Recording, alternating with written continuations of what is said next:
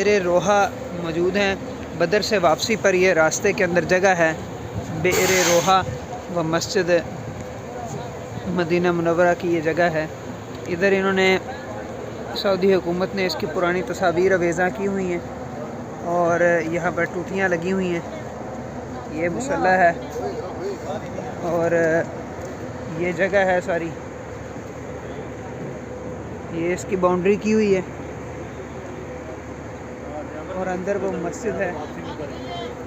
तो इसके बारे में तारीख़ ये है कि आप सल्लल्लाहु अलैहि वसल्लम जब बदर से वापस आ रहे थे तो उस वक़्त आप सल्लल्लाहु अलैहि वसल्लम ने यहाँ पर क़याम किया और यहाँ से जो कुआँ था इसके अंदर पानी कम था या कड़वा था, इसमें आप सल्लल्लाहु अलैहि वसल्लम ने लोहा पे दहन डाला तो वो ठीक हो गया और ज़्यादा हो गया सल्लल्लाहु अलैहि वसल्लम।